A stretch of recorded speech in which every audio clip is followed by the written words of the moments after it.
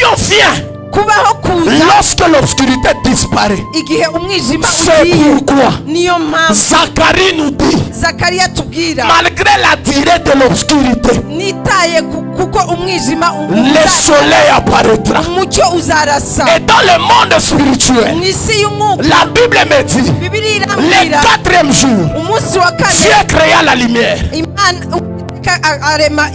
Mais je ne suis pas là.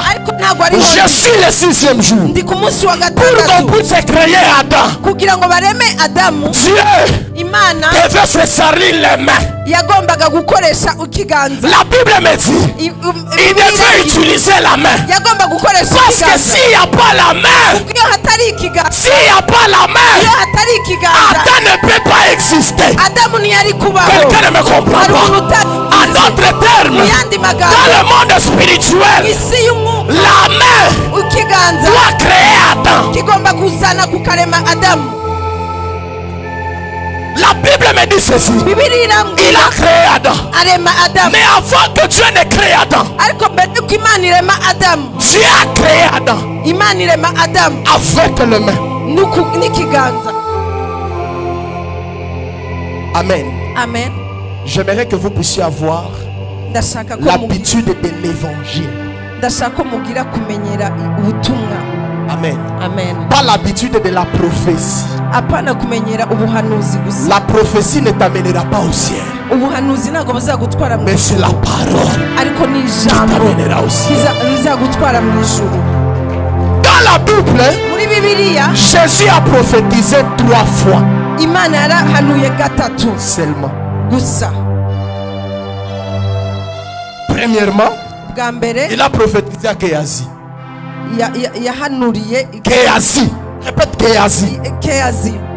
Il a dit à Géasi, quand tu étais sous l'arbre, mon esprit te voyait.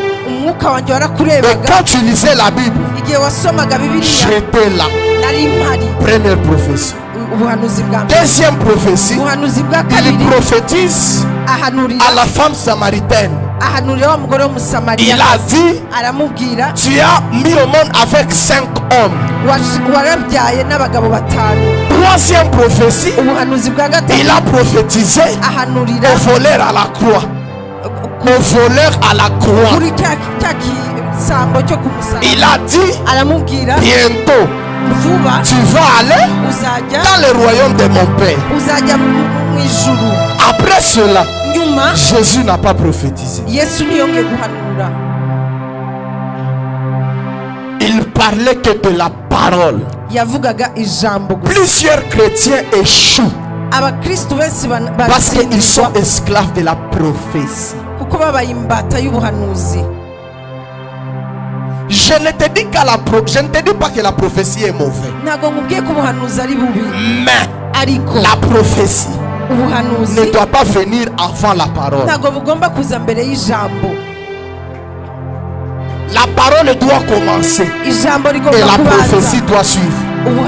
C'est pourquoi vous allez voir à Kinshasa, lorsque un orateur est en train de prêcher, tu vas voir là derrière, il y a des gens qui sont en train de crier "Tell us, man of God", en train de prêcher.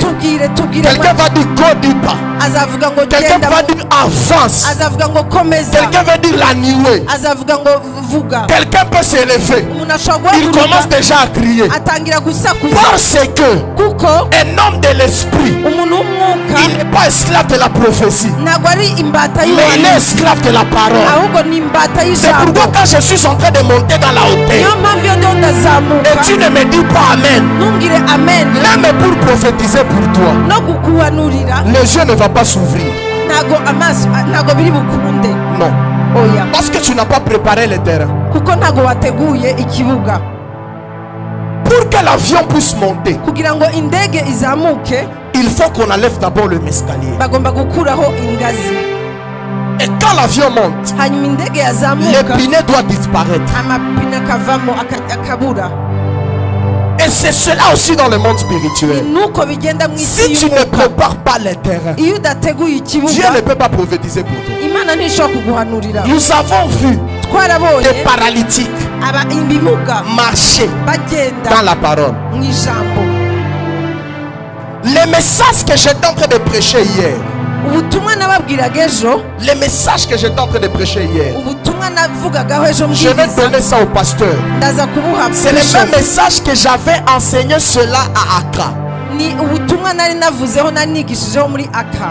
Cet message avait fait guérir un homme qui avait 17 ans de folie.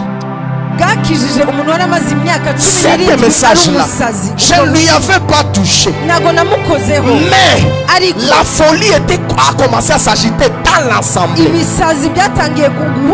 Cet message-là, je l'avais enseigné à Kinshasa. Il y avait une maman qui était en train de saigner le sang pendant 1 année et 9 mois. Le sang s'était arrêté. C'est le même message que je suis en train de prêcher ici. Donc, si tu ne m'écoutes pas, le problème n'est pas moi, mais le problème sera toi. Tu ne veux pas être visité.